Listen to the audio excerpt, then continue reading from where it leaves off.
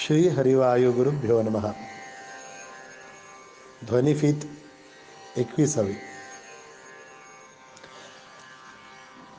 एकदा एका राज्याचा राजा रथातून पूर्ण मिरवणुकीसहित वाद्य वाजंत्रीसहित चालला होता. रस्त्याच्या कडेला त्याला एक भिकारी दिसला. भिकारी अगदी दयनीय अवस्थेनं काकुळतीनं राजाकडे बघत होता. राजाला दया आली. त्याने एक तांब्याचा एक नाणं घेतलं आणि असं फेकून दिलं त्या भिकाऱ्याकडे. भिकारी त्या तांब्याचं नाणं झेलायला गेला, पण त्याच्या हातातून ते नाणं स्लिप झालं, खाली पडलं आणि गरंगळत मागे एक गटार होती, गटारीत जाऊन पडलं. राजाला वाईट वाटलं. म्हणलं, हे असं दे, सोड दे. म्हणलं, हे दुसरं नाणं घे. दुसरं नाणं त्या भिकाऱ्यांनी व्यवस्थित झेललं आणि परत तो गटारीकडे पळायला लागला ते पडलेलं नाणं घ्यायला. राजा म्हटलं, अरे याला थोडं अजून गरज आहे बहुतेक, म्हणून त्यांनी एक 5-6 नाणी फेकली. 5-6 नाणी घेतली त्या माणसाने, तरी परत गटारीकडे गेला. थांब म्हणला, ही चांदीची नाणी घे म्हणला. राजाने त्याला चांदीची नाणी दिली. त्याने ती पण व्यवस्थित झेलली. परत गटारीकडे वळला. राजा म्हटलं, याला आपण समाधानी करायचंच, याचा आत्मा थंड करायचा. त्यांनी सोन्याच्या मोहरा दिल्या. 1 नाही, 50 दिल्या, 100 दिल्या. त्याच्या हाकडं असलेले सर्व दागदागिने त्याला दिले. सगळं त्या भिकाऱ्याने घेतलं. परत गटारीकडे वळला. राजा म्हटला, याला आपण समाधानी करणारच. राजा म्हटला, इकडे आहे म्हणला, मी तुला माझं अर्ध राज्य देतो, घे म्हणला. अर्ध राज्य? भिकारी म्हटला, हा तुमची अनंत कृपा महाराज, खूप धन्यवाद, पण मला तो अर्धा भाग द्या ज्या अर्ध्या भागात ते गटार येतं, त्यातून मला नाणं काढायचं म्हणला. किती विचित्र आहे ना. आपलं मन कधीही भरत नाही. बास असं आपण कधीच म्हणत नाही. म्हणजे आज पोटभर गुलाबजामुन जरी दिले तरी तो ठीक आहे, थोडं बांधून द्या, उद्या खातो, असं म्हणतोच.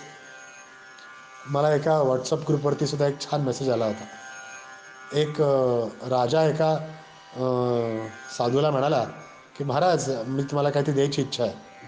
महाराज म्हटले, हा बघ, माझ्याकडे हे पात्र आहे, भांडं आहे, हे भांडं भरेल एवढं काही दे. राजा हसला. तो म्हटला, हो, माझं ऐश्वर्य तुम्हाला माहीत नाही किती आहे, काय आहे. मी हे भरून हिरे जवाहरात घालू शकतो. तुझी इच्छा, पण एक अट, भांडं भरलं पाहिजे, काही भर. राजाने अगदी आनंदाने सोनं नाणं टाकायला प्रयत्न केला. तो जितकं सोनं नाणं टाकेल ते सगळं ते भांडं खात होतं, भरतच होतं.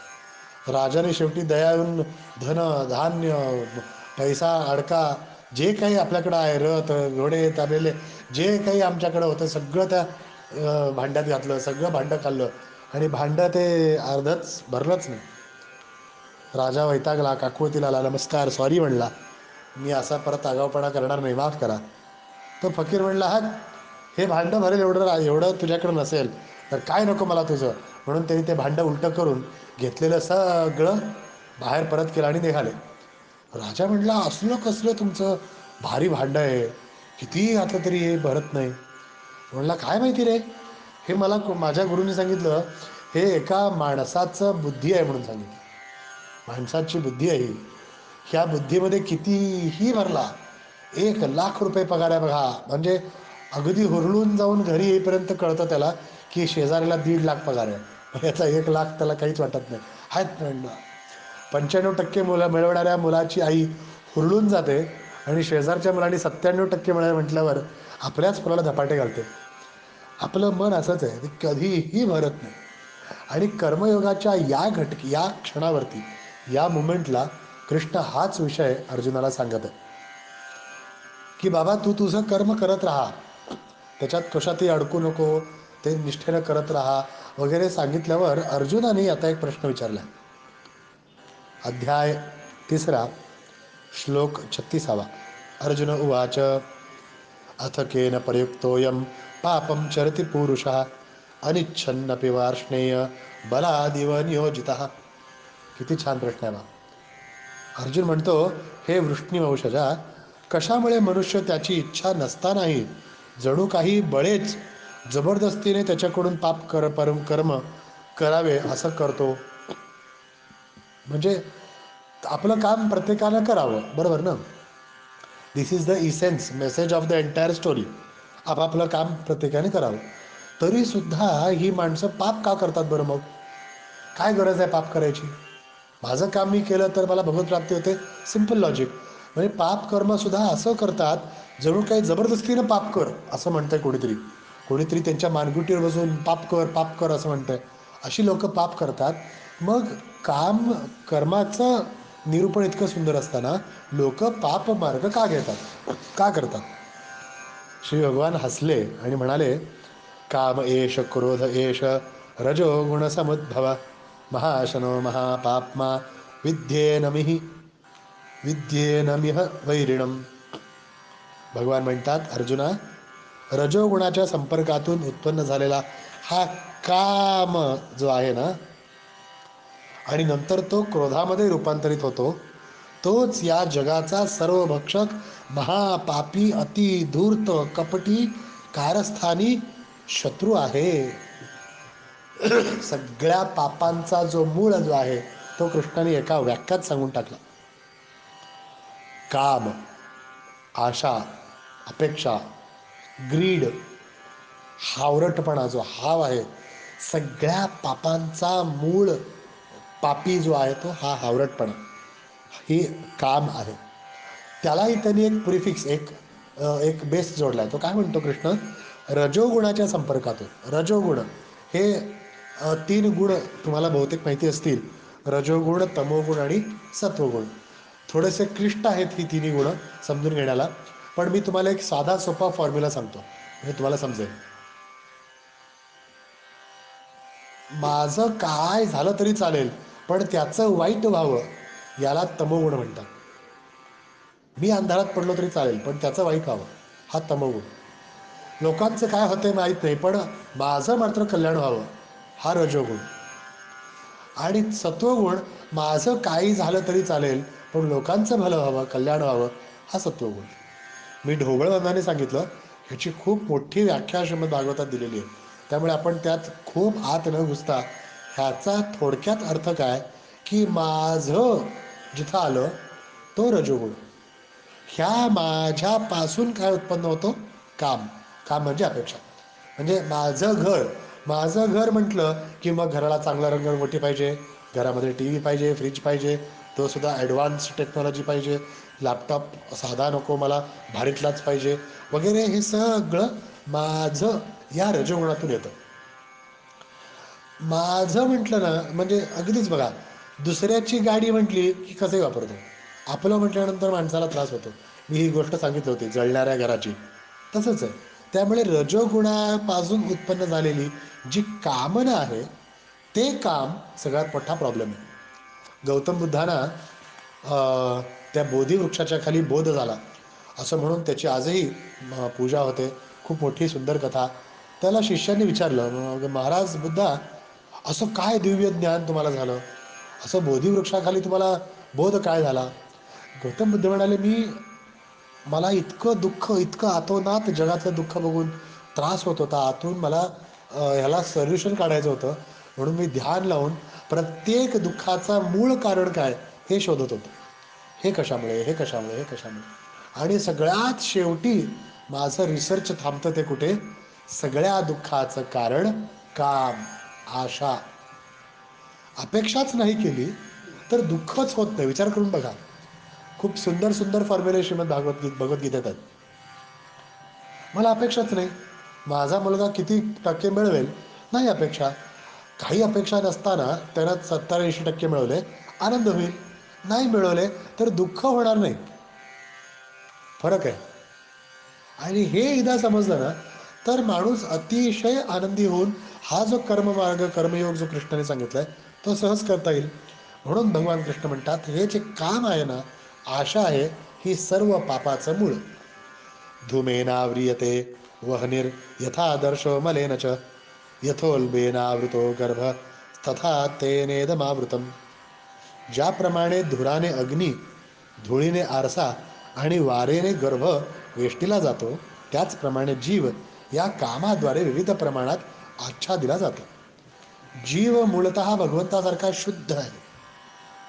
मी भागवतात नेहमी सांगत आहे, भगवान आपल्यापेक्षा सिनियर नाहीत. आपण आणि भगवान सेम. वय तेच आहे, फक्त त्याची शक्ती वेगळी, माझी शक्ती वेगळी. त्यामुळे मी सदैव त्याच्या अधीन असणार आहे आणि त्याच्या अधीन त्याचा अंश असल्यामुळे मी पूर्ण शुद्ध आहे, माझ्यात कोणतेच विकार नाहीत.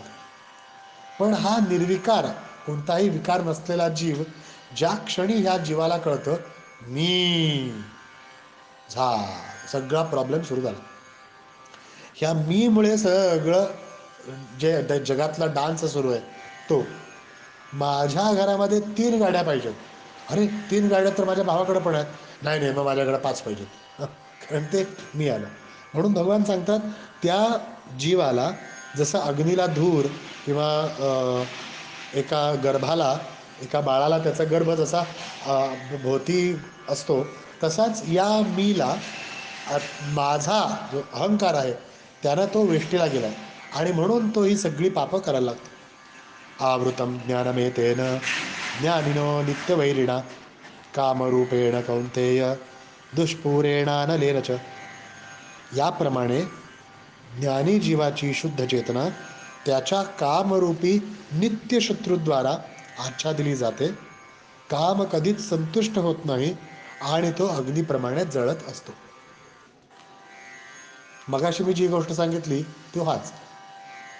कितीही दिलं तरी हे जसं अग्नीमध्ये स्वाहा स्वाहा म्हटल्यानंतर तूप घालतात, त्यानं अग्नी विझत नाही, उलट ते आणखीन मोठ्या मोठ्या ज्वाळा घेतात. तसंच आहे ही काम त्या कवटी जी होती त्या साधूकडे, तसंच आहे. कितीही दिलं तरी त्याला कमीच आहे. म्हणजे जगातला सगळ्यात श्रीमंत माणूस बिल गेट्स किंवा अंबानी, भारताचा श्रीमंत माणूस, त्याला बघा, तो शांत पहुडलाय का कुठे बीचच्या किनारी निवांत झोपला असं बघणार नाही. सतत तो उद्योगात आहे. अजूनही त्याला पैसा कमवायचा आहे की नाही माहीत नाही, पण उद्योगात राहणं हे त्याच्या रक्तात गेलं. सतत बिझी राहणं. आणि ह्या बिझी राहून तुला जे आनंद मिळवायचा होता त्याचं काय रे? मी तुम्हाला एका मासेमाराची गोष्ट सांगितली होती. तसंच ही कामना जी आहे ना, ती तुला आतमधून जाळत आहे. ती तुला सतत कर्मामध्ये आसक्त ठेवून त्या कर्मातून स्वार्थ साधण्याचा प्रयत्न करत आहे. म्हणून कृष्ण पुढं सांगतो, इंद्रियाणि मनोबुद्धिर स्याधिष्ठानमुच्यते एतैर्विमोहत यत्येष ज्ञानमावृत्य देहिनम. इंद्रिय, मन आणि बुद्धी ही या कामाची निवासस्थाने आहेत. यांच्याद्वारे काम आत्म्याच्या शुद्ध ज्ञानाला आच्छादित करतो आणि त्याला मोहित करतो. ह्या काही कामना जी आहे ना, आशा जी आहे ना, ही कुठं राहते? इंद्रियांमध्ये. म्हणजे जीभ, पाणीपुरीचा गाळा दिसला रे दिसला की झालं, मला खायचंच आहे. मन, सगळ्यात प्रॉब्लेमॅटिक जे आहे ते म्हणजे मन. म्हणजे आत्ता इथं आहे, मी स्वित्झर्लंड म्हटलं की 1 मिनिटात स्वित्झर्लंडला जातो. त्यामुळे भयंकर चंचल असं ते मन. आणि बुद्धी, हा जो सत्सद विवेक बुद्धी किंवा चांगल्या वाईटाचा जो निर्णय घेतो ती बुद्धी, ही तिन्ही ठिकाणं कामाची गरज. आणि इथं काम काय करतो, हळूच आपला हातपाय पसरून आपला सगळा डेरा जमवून घेतो आणि हळूच आपले इंद्रियाद्वारे, मनाद्वारे, बुद्धीद्वारे आपण आपल्याला अपेक्षित गोष्टी घ्यायत नसतो. आणि म्हणून जे चांगलं स्वच्छ सुटसुटीत काम व्हायला हवं होतं ते काम आता कलुषित, भ्रष्टाचारयुक्त झालं. एक झाडू मारणाऱ्याचं उदाहरण घ्या. झाडू मारून घर स्वच्छ ठेवणे त्याचं काम आहे आणि एवढं केलं तर तिला पगार मिळतो. साधं सोपं गणित. पण ज्या क्षणी तिला कळतं की आज घरात कोणीही नाही, मग मी का दमू? मी केलेल्याची कोणाला चीज नाहीच आहे, किंमतच नाही आहे. मी इतके गरीब आहे, हे इतके श्रीमंत आहेत, मग तिकडं पडलेला एक चांदीचा दागिना का नको उचलायला? हा मी तिला मग तिचे इंद्रिय किंवा तिचे मनाला विकृत करतो. तस्मात् त्वमिंद्रियाणादौ नियम्य भरतर्षभ पाप्मानं प्रजहीह्येनं ज्ञानविज्ञाननाशनम. म्हणून हे भरतर्षभ अर्जुना, इंद्रियांचे नियमन करून पापाच्या या महान प्रतीकाचा म्हणजे कामाचा प्रारंभीच निग्रह कर आणि आत्मसाक्षात्काराच्या ज्ञानाचा विनाश करणाऱ्या या कामाचा वध कर. काम म्हणजे जी आशा आहे ना, त्याला मारून टाक. कोणतीही अपेक्षा, आशा करू नकोस. उद्या हे होईल, ते मिळेल, हा माझा मुलगा असं करेल, बायको हा स्वयंपाक करेल, नवरा असं बोलेल, सासू असं वागेल, ही अपेक्षा केली नाही झालं दुःख होतं. म्हणून तू अपेक्षाच करू नकोस आणि कर्म करत राहा. किती सुंदर भगवान सांगत आहेत. इंद्रियाणि पराण्याहुर इंद्रियेभ्य परम मन मनसस्तु परा बुद्धीर बुद्धे परस्तु सा. कार्य करणारी इंद्रिये जड प्रकृतीपेक्षा श्रेष्ठ आहेत. म्हणजे माया ज्याला मी म्हणतो ना, ही जी प्रकृती आहे, या घरदार प्रॉपर्टी कागदपत्र सोनं नाणं पैसा अडका यापेक्षाही तुमची इंद्रिय इम्पॉर्टंट आहेत, वरती आहेत, महत्त्वाची आहेत. या इंद्रियांपेक्षाही मोठं तुझं मन आहे आणि मनापेक्षाही श्रेष्ठ तुझी बुद्धी आहे. आणि या बुद्धीपेक्षाही तुझा आत्मा स्वतःचं अस्तित्व श्रेष्ठ आहे.